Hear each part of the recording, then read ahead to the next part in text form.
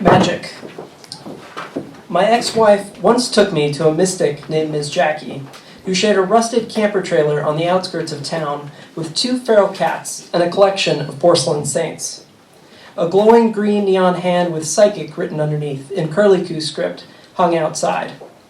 Stephanie was a big believer in things unseen, in omens and apparitions, and we had reached the point where she was looking for a sign. Ms. Jackie was a large Eastern European woman with unwashed salt and pepper hair and a surprisingly direct manner of speaking.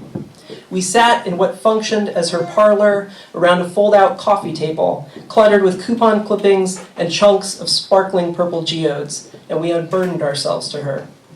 "You're too closed off," Ms. Jackie told me, wagging a bejeweled finger. "Your aura is orangey." I admitted that perhaps my aura was not its optimum shade, but I didn't know what to do about it. Ms. Jackie's kitchen was visible behind her. An icebox was propped open and dripping water onto a pile of dingy towels. There was a musty smell in the trailer that might have come from the cats prowling the cabinets around us. She frowned and pointed to the gold watch pinched around her wrist.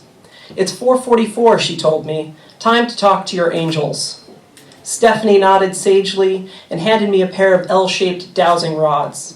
"Ask about our future," she urged, "or whatever." I closed my eyes and focused on the question I'd been puzzling over for months. The metal prongs felt cold and flimsy in my palms. When I started to speak, Ms. Jackie hushed me. "To yourself," she said. "Left means no, right means yes." I concentrated, and the rods began to quiver hesitatingly toward the right, then swung decisively to the left.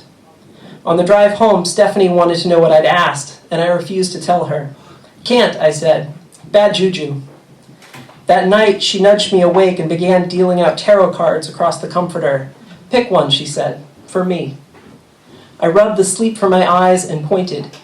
She flipped the card to reveal the 9 of Swords, and her expression changed. "Is this going to work?" I asked. The question levitated between us, but the answer had finally appeared. And that's the hardest part of any trick, not the disappearing like you'd think.